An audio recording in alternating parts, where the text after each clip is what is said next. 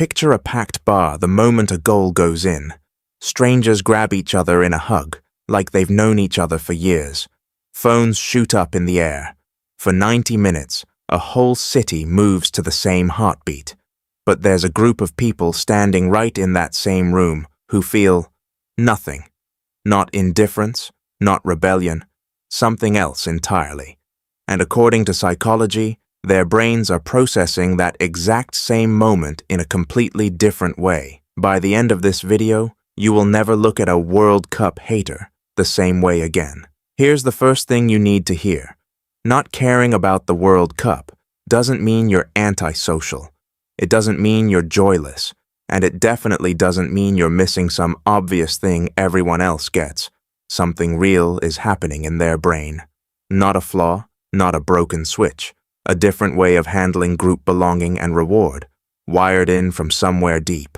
And to be clear about scale here, billions of people across the planet will tune in for this tournament. Billions. So this video isn't about fixing a small, odd minority. It's about understanding two very different operating systems, both running inside completely normal, healthy brains. One system lights up around shared identity and crowd energy. The other doesn't. Neither one is wrong.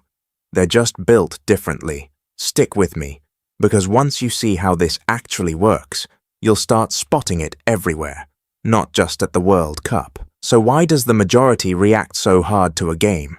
It comes down to something called tribal identity fusion. That's a fancy term for a simple idea. Your brain doesn't really separate my team from my people. When you were born, your ancestors survived by sticking close to their group. Being part of a tribe meant protection, food, and safety. Being alone meant danger. That old survival wiring never left us. It just found new tribes to attach to, and sports teams are one of the easiest tribes to join. When your team scores, your brain doesn't just register a point on a scoreboard. It registers a win for us. And that triggers a chemical called oxytocin, sometimes nicknamed the bonding hormone. It's the same chemical that fires when you hug someone you love or feel close to a friend. In a stadium or a packed bar, thousands of strangers release that same chemical at the same second, all triggered by the same goal. That's why the moment feels bigger than football.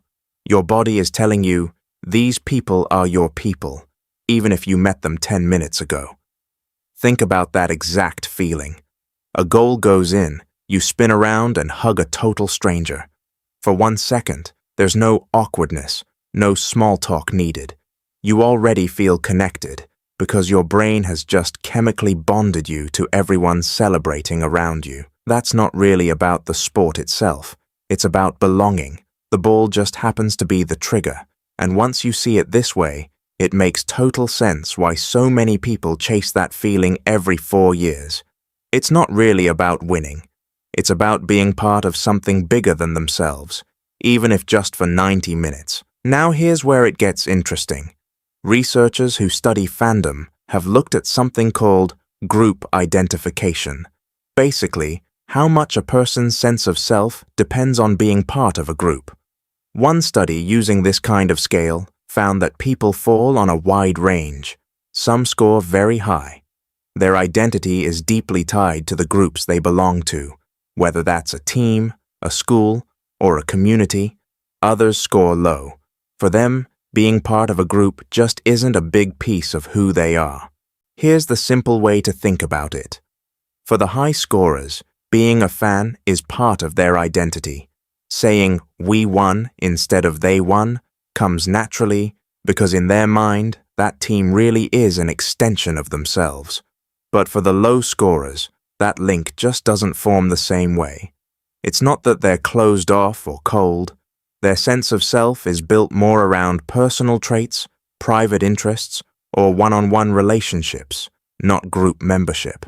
So picture the same World Cup goal, watched by two different people standing side by side.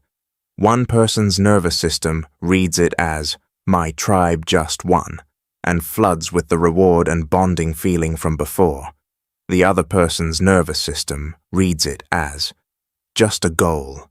Interesting, maybe, but not personal, not something that reaches into their sense of self, same stadium, same noise, same exact second on the clock, but two completely different internal experiences, because belonging isn't wired the same way in every brain. One person is having an identity moment, the other is having an information moment. Neither reaction is wrong, they're just built on different foundations of how the self connects to the group around it. Let's go one layer deeper, because belonging isn't the whole story. There's a second system running in the background, and it has nothing to do with tribes. It's about dopamine. Dopamine is often called the feel-good chemical, but that's not quite right. It's really the maybe chemical. It doesn't spike the most when you get a reward. It spikes hardest when you're not sure if the reward is coming. That uncertain, edge-of-your-seat feeling, that's dopamine doing its job. This is called intermittent reinforcement, and it's the exact same system that makes slot machines so addictive.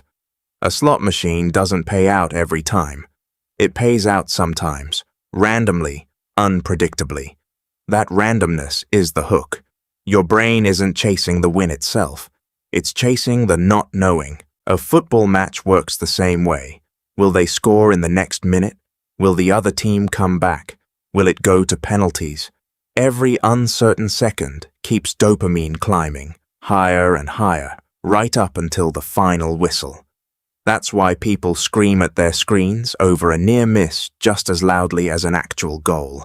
The brain doesn't care about the outcome yet. It cares about the maybe. But here's the twist. For the minority group we've been talking about, this system just isn't tuned to fire the same way for this particular kind of uncertainty. Their dopamine still works fine, they still feel suspense in plenty of other situations, but a ball bouncing around a field for 90 minutes doesn't pull the trigger for them, the way it does for a fan. The unpredictability isn't read as exciting, it's read as, well, just unpredictable. Random, background noise, so when a fan is gripped, heart pounding, eyes locked on the screen during the last 5 minutes of a close match, the person next to them might be checking their phone, not because they're bored on purpose, but because their brain genuinely isn't classifying that uncertainty as a reward signal. Same game, same nail-biting finish, but one nervous system is riding a wave of maybe, and the other one simply isn't plugged into that particular ride at all. So if this group isn't getting that dopamine hit from football, does that mean they're just missing out on stimulation and connection altogether? Not even close. The need itself is universal. Every single person on this planet needs some level of excitement, some level of uncertainty, and some level of connection to feel fully alive. That part never changes. What changes is where that need gets met. For some people, the trigger is a football match. For others, it's a video game with a ranked leaderboard, where every match could go either way, and every win feels earned in the moment. For others, it's live music, standing in a crowd, not knowing exactly how the show will unfold, waiting for that one unexpected moment that gives everyone chills at the same time. For others, it's a heated debate, where you don't know which argument will land until it actually does. And for others, it's a hobby that demands deep focus, like painting, coding, or solving puzzles, where the outcome is never fully certain until the very last step. Notice something about all of these. Every single one of them still has that same core ingredient: uncertainty followed by resolution. A gamer doesn't know if they'll win the next round. A musician doesn't know exactly how the crowd will react. A debater doesn't know which point will change someone's mind. The structure is the same as a football match. Only the setting is different. Researchers who study something called flow states, those moments where you're fully absorbed in an activity and lose track of time, have found something interesting. The need for that absorbed, engaged feeling stays constant across almost everyone. What changes from person to person is simply the activity that triggers it. One brain gets pulled in by a ball, crossing a goal line. Another brain gets pulled in by a chess clock ticking down, or a guitar solo building toward its peak. So this isn't a story about one group needing stimulation and another group not needing it. It's a story about the same universal need, wired to different doors. The person scrolling their phone during the World Cup final isn't missing out on excitement. There's a good chance they already had their version of it earlier that day, just somewhere else entirely. Now here's a part of this story that doesn't get talked about enough. Even though this group's brain genuinely isn't wired to chase that football thrill, many of them still fake it. They laugh at the jokes about last night's match. They nod along when co-workers replay the highlights. They might even wear the jersey, just to avoid an awkward conversation. That's not lying exactly. It's something quieter. It's masking. Why would someone hide something as harmless as not caring about a game? Because humans are deeply social. Remember, that's true for this group too, even without the sports tribe wiring. Nobody wants to be the person standing outside the group energy, while a whole city or a whole office is buzzing about the same thing. So instead of saying, "I don't really care about this," a lot of people just perform interest. They smile at the right moments. They say, "Good game," even when they weren't watching. This is the difference between social conformity and actual internal feeling. Conformity is doing what the group expects. Genuine interest is actually feeling it. And here's the thing, these two can look identical from the outside. A person cheering in a bar might be having a full-body dopamine and bonding experience, or they might be quietly checking the clock, wondering when it's socially okay to leave. You genuinely cannot tell just by watching. But performing an emotion you don't actually feel takes energy, real energy. Psychologists sometimes call this kind of masking exhausting because your brain has to constantly monitor itself, checking if it's reacting correctly instead of just relaxing into the moment. Do this for 90 minutes, across a whole tournament, across weeks, and it adds up. It's a small, quiet tax that a lot of people pay without even realizing they're paying it. So here's the reframe. You don't owe anyone a performance of excitement you don't feel. Saying, "I'm just not that into it," isn't cold. It isn't antisocial. It's honest. And honesty, even about something as small as football, tends to cost a lot less energy than pretending. The people around you will likely respect the truth a lot more than they'll notice or care about. A forced high five over a goal you didn't actually feel. So let's zoom out and look at the bigger picture here. For fans, meaning comes from being part of a story that's bigger than them. A whole nation holding its breath together. A shared memory that gets talked about for years. Being able to say, "I was there," or "I watched that with everyone I know." Their sense of meaning is built collectively, stitched together with millions of other people at the exact same moment. For the other group, meaning gets built differently. It's not handed to them by a crowd or a shared event on a calendar.